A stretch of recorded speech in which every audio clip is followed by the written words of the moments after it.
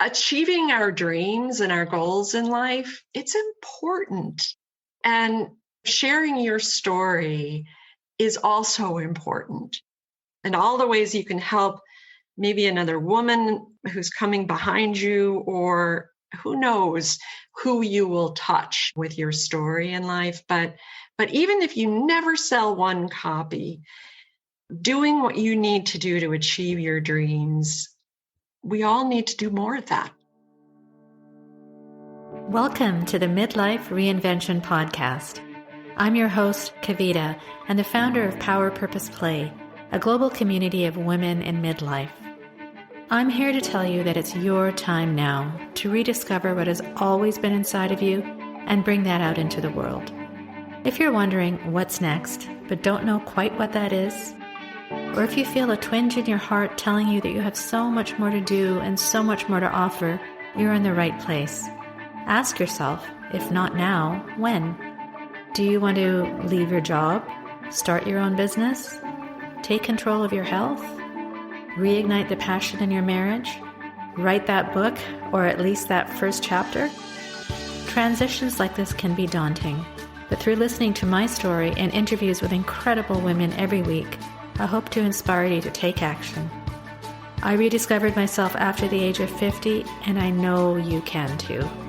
It's my time now to help you do just that. I'm so excited you're here. Let's dive in.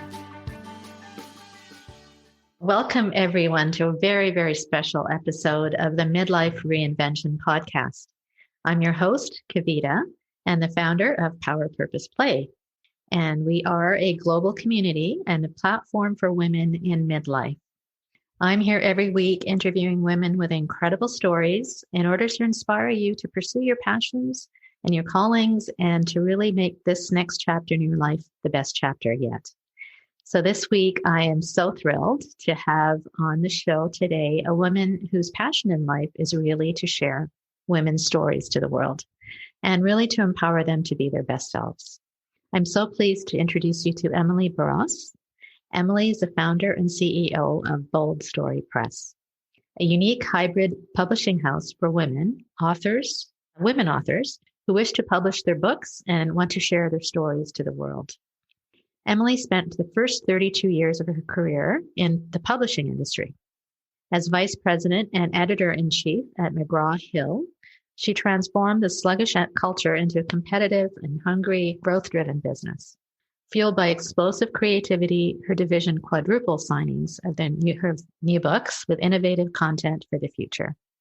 After McGraw-Hill, Emily went on to be the CEO and founder of Bold in Business, a coaching program that teaches women how to achieve bolder goals in business. And now, as the founder of and CEO of Bold Story Press, I'm so excited for her to share her story with us. So welcome to the show, Emily, and thank you so much for being here. Thank you, Kavita. I'm happy to be here. So pleased. So there's so much I want to discuss today, but like you, I'm so interested, Emily, in how women arrived at where they are today. And so we can learn so much from each other. And I know that that's one of your goals as well. So before we get into what you're doing with Bold Story Press, perhaps you can tell the audience a little bit about your story and how you got to be where you are today in terms of being the CEO of Bold Story Press. Sure. Thank you. Mm-hmm. Well, I grew up the middle child of 6 in a large Irish Catholic family in Wilmington, Delaware. My father was an engineer. Uh-huh. My mother was a librarian, but she worked only in the home. But she had 6 kids. So that's a lot of work. That's a lot of work. And we were big readers in my family. Nice. We loved books, and everyone in my family always had a book going. On Sunday afternoons, my father would read to us in the living room, and we would be laying around on the furniture and on the floor. So reading was a big part of my family culture growing up, and it was almost a way that it was almost a language of love in my family. Really. So nice. That's so nice. I can almost picture that. I can just see it. It's so nice. What a great image. That's wonderful. Yeah. And so as a result, all of my siblings and I, when we had our children, I started reading to my son when he was a baby and would hold him in my arms and read the book and continued that every night as part of our ritual, our snuggling ritual, until he was too old and said, I want to read myself, get out of my bed. It was a very sad day for me. What are you doing here, Mom? Get out. Yeah. That's hilarious. So I knew that I wanted to work in the publishing field. And as soon as I graduated from college at the University of Delaware, I moved to New York and started interviewing for editorial assistant jobs, which was the entry-level job in the publishing industry. Right. And of course, I wanted to work on the trade side, on the fiction side, and be a famous editor there, but it didn't work out that way. The job that I was offered was as an editorial assistant in college textbooks. And I took that job and I stayed in that industry for 30 plus years. So at that time, the industry was very much set up around an apprenticeship model where young people came in and they were required to work in different parts of the business as they're working their way up in order to learn about the business. And so after I was an editorial assistant, they required sales experience if you wanted to be an acquisitions editor, which is what I wanted to do. So I went out into the sales force, into the field, and worked there for 2 years. And that was hard for me because at the time I thought, when I heard the word sales, I thought of used car salesmen. You have to wear like a loud plaid jacket, but of course that's a terrible stereotype. And that was not my experience. And so I had sales experience and then marketing experience, and then I became an acquisitions editor. And I continued to work my way up through the industry until my last role in the industry was as editor-in-chief of a division of McGraw-Hill, where I managed 100 editors. We published 300 books a year and had an annual sales budget of $500 million. So it was a big job, and I loved it. That's incredible. Yeah.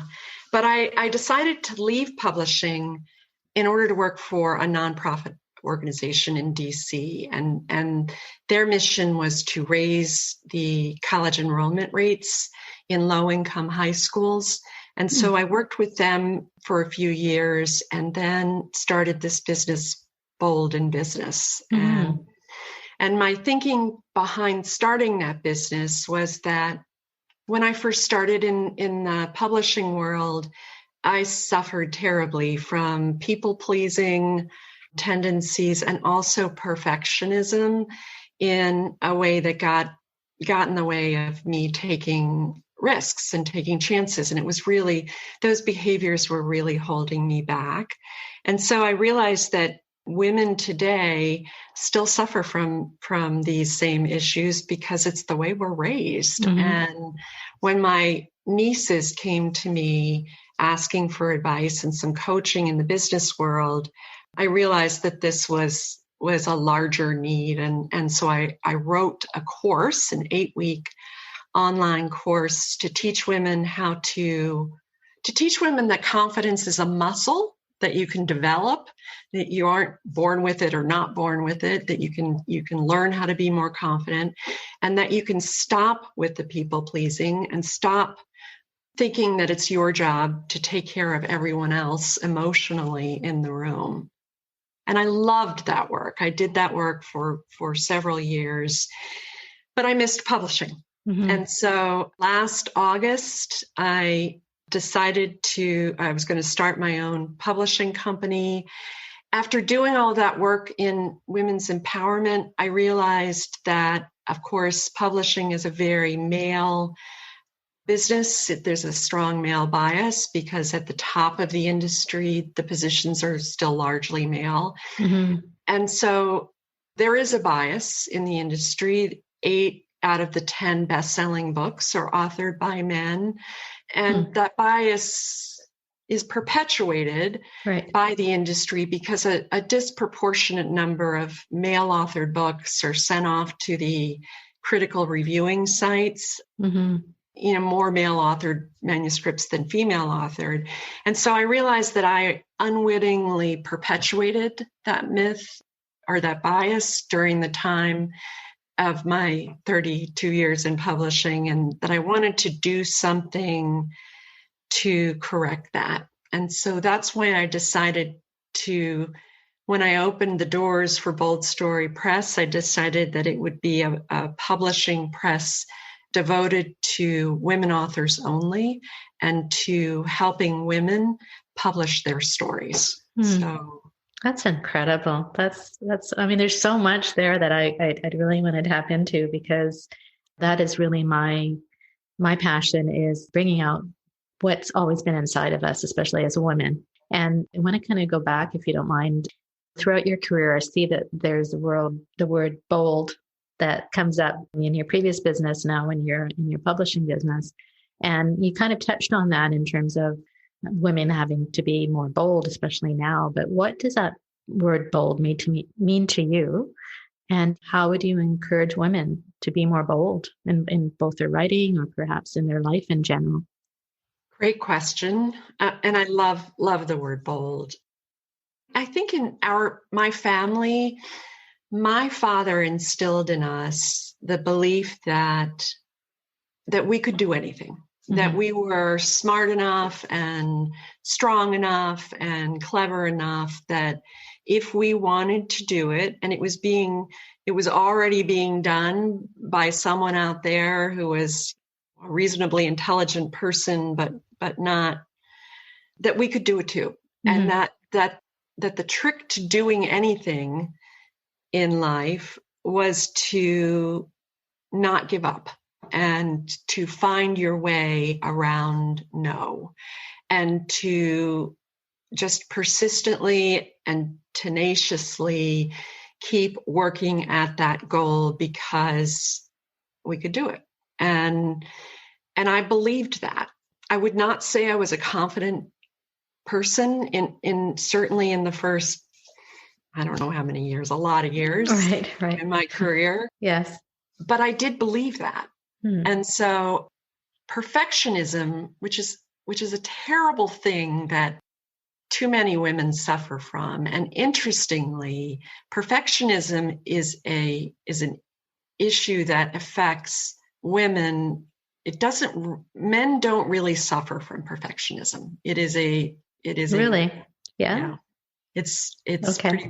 pretty rare. So here we are thinking that we can't speak up in the meeting because we're not sure if what we're going to say is accurate or true. And what if it's not? And then I'll be so humiliated. And so women disproportionately stay silent in meetings, where men, they don't mind throwing out ideas or answers or whatever, and they don't mind being wrong. And there's no lingering effect for them. If they're wrong, they're wrong. They throw out another idea. So that perfectionism thing, I think, is particularly dangerous for women early in their career because they're not putting themselves out there. Their ideas, they're not taking risks because they're so fearful of failing. Mm-hmm. And that just leads right into perfectly what I was going to ask you next, is that bold has been in your genre, I guess, in your life, but what stops people, women especially, from being bold? And you kind of alluded to that in terms of the feelings of having to be perfect or perfectionism. I talk a lot about this with many of my guests, and that why do we face these kind of inner critics or even outer critics that stop us in our tracks? And what are some ways that we can kind of get over that? Like, how can we not only not stop, or at least quieten the inner critic that tells us that we're not good enough or too old or we have to be too perfect or whatever? How do we get over those obstacles? Any particular tips that you might have?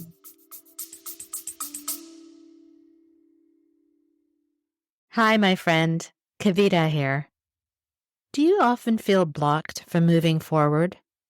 We all feel that way at times. These are referred to as energy blocks. I've created a short, actionable PDF guide to help you release your negative energy blocks. Click the link in the description to download it now for free. Now, let's get back to the episode.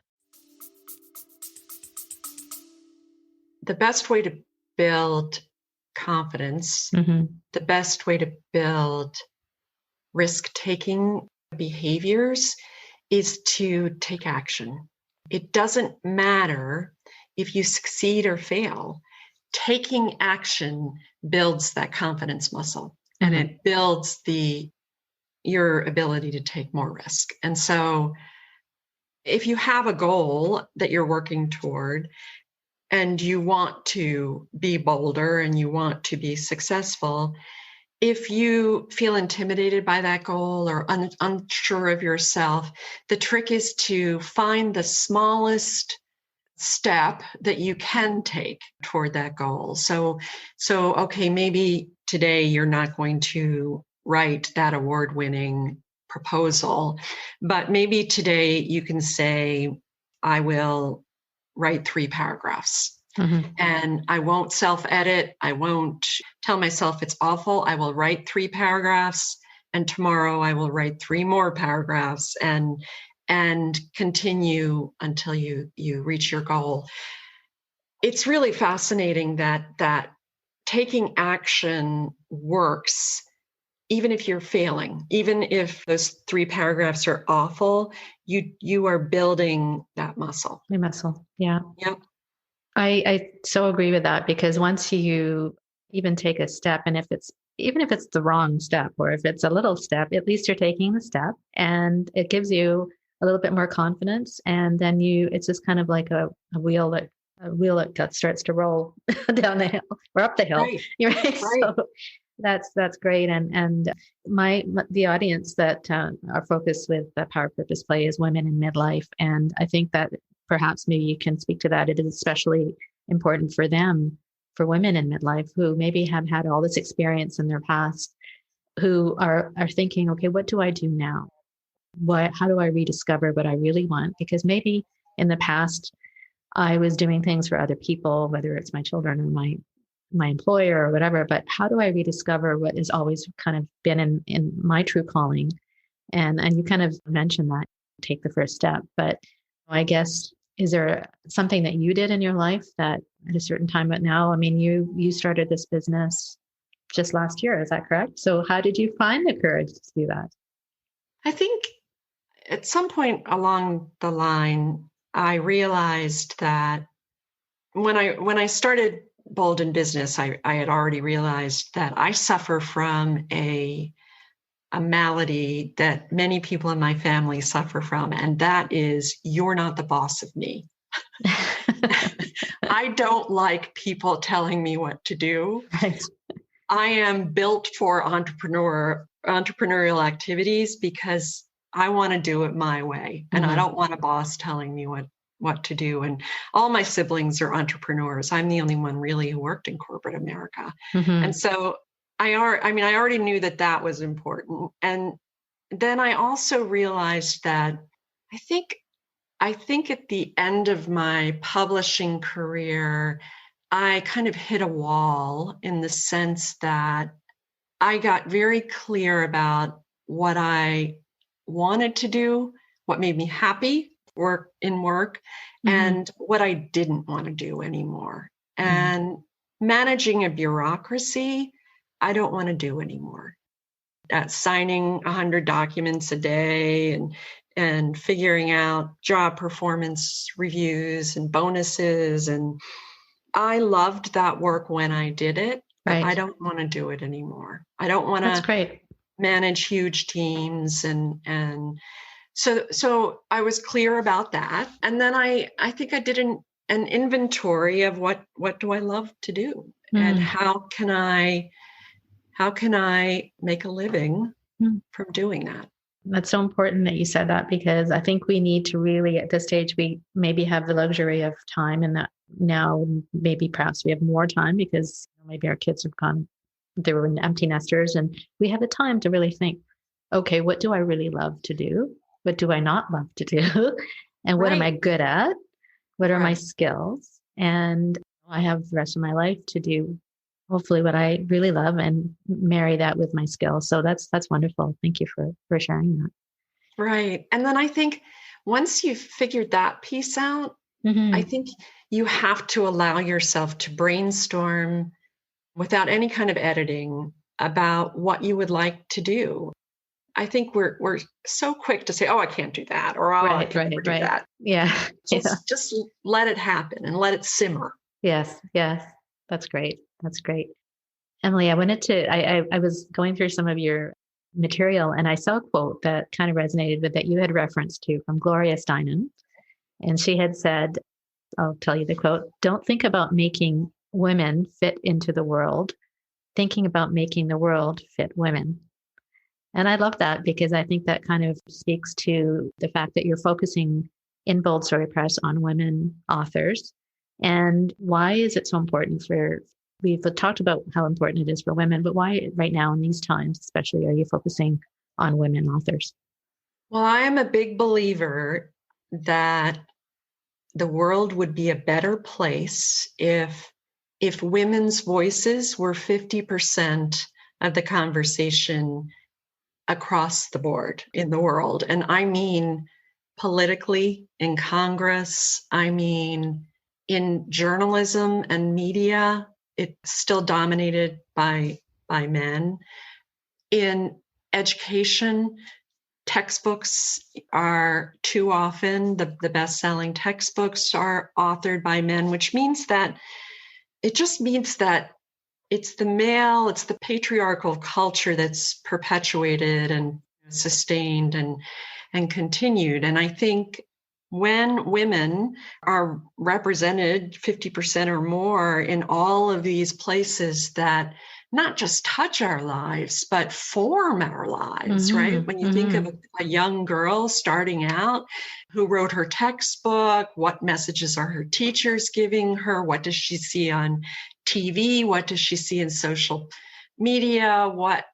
How is the world shaped by the policy that creates our lives? I think the whole world would be in much, much better shape if more women were running it, and expressing their opinions and sharing their experience.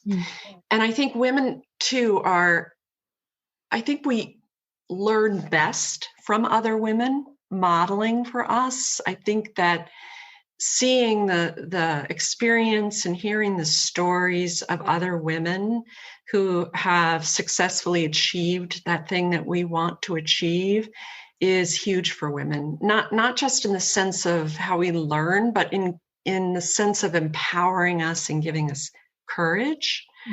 And there just aren't enough stories out there of women trying and failing and trying and succeeding and acting as potentially those role models for us. So you don't think there's that many, like you said, there's not as many stories out there, but I think there are those stories, but there just haven't been told. Yes. You're right. You're absolutely right. That's right.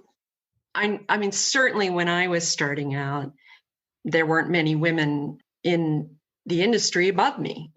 I mean, the glass ceiling was real. And so, yes, those stories need to be told and need to be shared. And kudos to you for doing that in your podcast here. Thank you. We need those stories. And that's exactly, thank you for saying that. That's exactly my goal, because as you said, when I listen to other women and their stories and how they overcame obstacles to get where they are today, that inspires me. So I wanted to bring that out for other women to learn, because everybody has a story and we need to learn from everyone's story. And on that, I wanted to ask you a little bit about Bold Story Press. And you talked about that it's for women authors, but how is it? I think your model is a little different from other publishing houses. So could you maybe describe for our audience how it runs and what's different about it? Sure. Bold Story Press is a hybrid press. And the way the industry is set up with traditional publishing, the publisher works with agents. They use the agents as their gatekeepers because the number of unsolicited manuscripts had gotten so unwieldy that they had to create some way to manage the volume. And so in traditional publishing, in the trade markets, you cannot get to an editor in a publishing house any way other than with the help of an agent. But finding an agent who will represent you and send your manuscript to the publishing houses is very difficult to do. And many authors will spend a year writing query letters and waiting and never get that agent. But the business model for traditional publishing is that they pay you in advance, which is essentially an interest-free loan, and that's how the agent is paid. What's interesting about that is you're paying the agent, right? And yet the agent really works for the publishing houses in many respects. So you receive some kind of advance, and then the publisher pays for the editorial work and the design work and does all of the behind the scenes work to create your published book. And then they pay you a royalty when the book starts to sell. They pay you a royalty of 10 to 15%. That's not very much. No. If you've spent years writing your book, and they're taking 85% of the net revenue, that's not very much. And one could argue that that's not really fair in the scheme of things. I wouldn't think it's very fair, no. No. And with self-publishing, which is so easy to do today, I mean, there are 5 million books on Amazon. The huge majority of them were Word files or PDF files that authors just uploaded onto Kindle. And there's a lot of bad stuff on Amazon. But with self-publishing, if you are going to work with an editor, you find your own editor through Google or however you do it. You find your own designer to do your cover and your internal design, and you do all the work and pay all the money up front, and then you receive all of the royalty when the book sells. Right. However, it's not always easy to find good editors and good designers. And if you don't know what you're doing in terms of doing the metadata research, registering your copyright, getting your ISBN numbers, it can take a long time for you to figure all of that out. And in the end, you still may not be that happy with the end result because you didn't really know how good the people were you were hiring. I have an author who sent us her manuscript, and she paid an editor in New York $15,000 to edit her manuscript, and we rejected it because it wasn't good enough quality to be published by us, and we didn't think we could get it there with the help of one of our editors. So we had to reject it, and it makes me profoundly sad that editor took that money from her. Right. But that happens. With hybrid publishing, we have a kind of a foot in both camps. We are like a traditional publisher in the sense that everyone that I work with to publish our books has many, many, many years of experience in editorial work, in design work, in production. We know what we're doing. In many cases, we're the best in the industry because we had so many years of experience. And often in traditional publishers, unknown authors get the rookies, the young people who are starting out in their careers. So with Bold Story Press, you do get very experienced, very good professionals. That's great. We do charge a fee up front to help cover those costs and to share that risk so that you're paying a fee up front, but at the end of the process, you receive 70% of the royalties rather than 15% and we take 30. So you share more of the risk with us up front, but you get a much greater reward at the end of the process when the book sells. So I have been having so much fun, loving this process. And I love the fact that, do we have time for one more story? Yes, please. I was going to, I love stories, as you know, so please go ahead. One of my authors is 82 years old, never published a book before. Yes. It's always been a life goal that she wanted to write a children's book, and she loves cats. And so she was in writing workshops, took writing classes for a long time, for years. She's been talking about someday writing a book. And I think maybe her family thought that it would never happen. And she had been married earlier in life to an artist who was quite a famous artist, I believe, and who had a lot of accolades and was well respected in the art community. And she worked from home with raising the children, and I think often felt that her kids looked up to and respected their father much more than they respected her. And so when she took a class that I was offering and then submitted her manuscript, and we decided to offer her a contract, and she is publishing her book with us. When she told her children that she had a book contract to publish her book, they were stunned. They never thought she was really going to do that. And they were stunned and so happy for her and so proud of her. They pooled their money for a Christmas gift to her and said, we want to pay for the illustrator for the manuscript. Nice. And she said, even if that my book never sells any copies at all, this process has already given me so much joy. Oh my goodness. And I love that story. That just gave me the chills. I know. Yeah. Achieving our dreams and our goals in life, it's important. And sharing your story is also important. And all the ways you can help maybe another woman who's coming behind you, or who knows who you will touch with your story in life. But even if you never sell one copy, doing what you need to do to achieve your dreams, we all need to do more of that. Oh my God. Drop the mic there.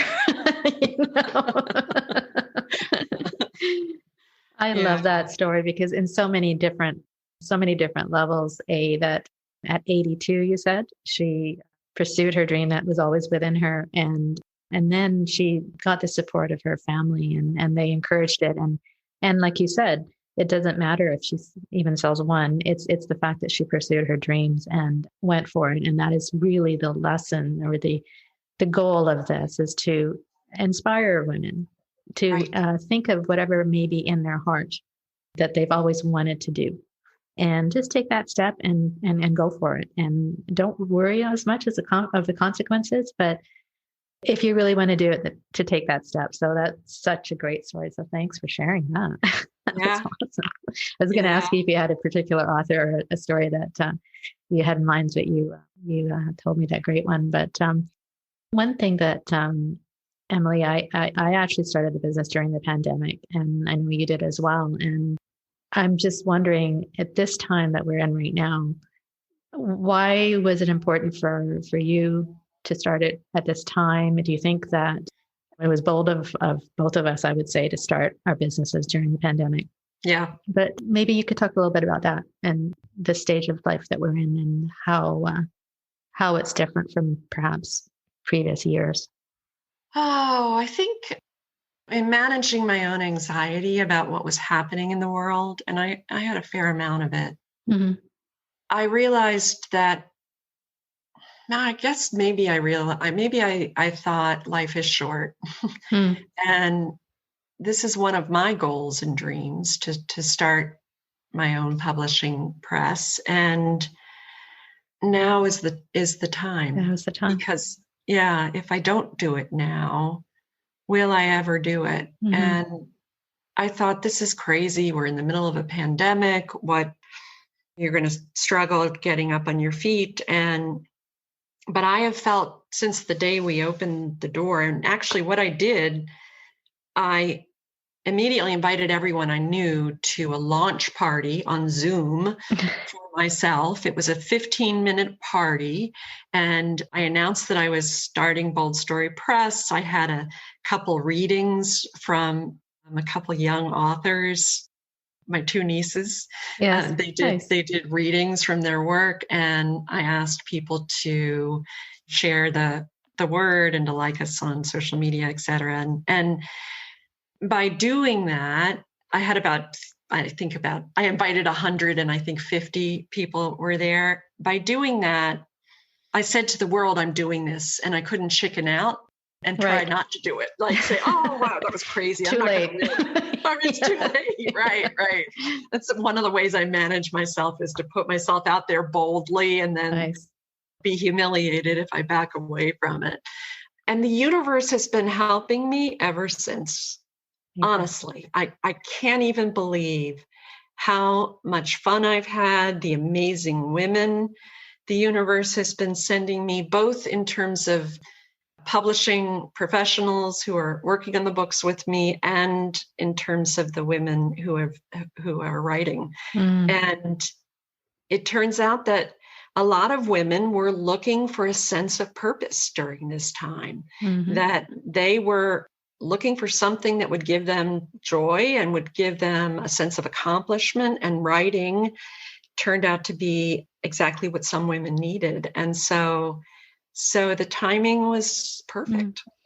Well, I can hear and I can see your passion for what you do, and it just lights up your whole being. And you talked about the universe, and I truly believe that. And the universe brought you here today and to share your story. And it's just been something that you said earlier about that there's this quote that one of my previous guests had said, is that if not now, when? If not you, who? Yeah. Right. And so that's right. I mean, this time we're in right now is very difficult, but I think it's the time now where we look inwards and say, what is it that I really want to bring out into the world? And you've done that with what you're doing right now. So that's amazing. It's really great. Yeah. Thank you. Thanks. So maybe you could tell what are some of the initiatives that you're doing right now, where they can find you. And I know that a lot of people, a lot of women who maybe have that desire to write, and what is the process? Maybe you can tell us a little bit about where we can find you. Okay. Yeah. So my website is boldstorypress.com, and you can learn more about what we're doing and how we're doing it and what it costs there. And on social media, we are at Bold Story Press on Twitter and LinkedIn and on Facebook. I think that's right. Yeah. You can write to me at Emily at boldstorypress.com if you have questions or you would like to have a conversation with me about what you're doing. I can't strongly enough urge your listeners, if they've ever had the desire to write a story, their memoir, fiction, a novel, or even the story of their own success in the business world, that they do that they write it and they publish it. And I don't care how you do it. If you self-publish it, if you get a contract with Penguin or you contact us, I hope that you will write your story and share it with the world. I think we need all of our stories. So we absolutely do. And one of the things, just to kind of end with this maybe, is that you talked about, I think what I really liked about your business is that it marries the traditional and the new way of publishing. And I think it brings out the best in both kind of worlds, because as you mentioned, there's a lot of bad stuff out there. And I think with your expertise and with your background, it would really help women to bring out that story if they really want to and in a professional way. So I encourage everyone listening, as Emily said, just do it. If that twinge in your heart says you want to write something, then just do it. And I write every morning. I write in my journal every morning, and I'm doing blogs and everything. And I love writing too. So maybe one day I'll write a book. Good. You should. You should. Yes. I also do 2 free publishing webinars every month. It's an hour long, and it's just the least you should know about publishing if you want to publish a book. And I talk about, all of the decisions and things you need to do if you're self-publishing, and also what the process looks like if you want to publish with traditional publishers. And then I explain the hybrid model. So you can find information about that on our website too, but it's an overview of the industry and the process for people who are interested. That's great. And what we'll do is we'll put all that information in our show notes. So for people who want to explore that, that's a great service you're offering. So we'll have that in the show notes for everyone to look at. So thank you so much. Thank you. It's been a pleasure to get to know you and to learn about your story and to share what you've been doing to bring other women's stories out into the world. So any last words? Well, I thank you. I enjoyed this very much. And I look forward to reading your manuscript someday in the future. Okay. And I would love to hear from any of your listeners who have a dream of publishing a book. So thank you. I was so inspired by my interview with Emily Barrosse because she honestly reignited that passion within me to write my own story. So many of us have such great stories to tell, and as Emily so eloquently describes, it's important to share our stories for all the world to learn from. As I re-listened to our interview, I truly got goosebumps, and I believe we can learn so much from Emily on how to be bold in this life. Here are her key takeaways. Number 1, confidence is a muscle that you can develop. It doesn't matter if you succeed or fail.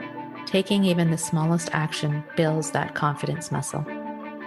Number 2, stop with the people-pleasing and stop thinking it's your job to look after everyone else. Number 3, perfectionism is a dangerous thing because you don't put yourself out there for fear of failing. 4, the trick to doing anything in life is not to give up and find your way around no.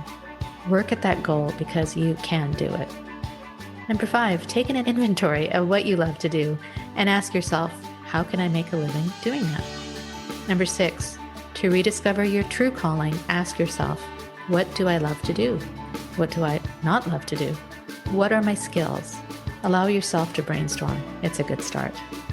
Number 7, the world would be a better place if women's voices were 50% of the conversation across the board. Number 8, achieving our dreams and goal in life, it's important. And sharing your story is also important. Number 9, if I don't do it now, will I ever do it? Thank you so much for listening. I truly receive so much wisdom and inspiration from each of my guests each week, and my goal is that you do as well. If this resonates with you, I know I say this often, but even a quick rating and review would do a lot to increase the awareness of this podcast so we can benefit more people. Join our community at powerpurposeplay.ca to see our other offerings, or drop me a line at kavita@powerpurposeplay.ca. I love bringing these great conversations to you every week, and I'm honored that you listen to them. Enjoy a lovely first week of May. Cheers, stay well, and stay safe.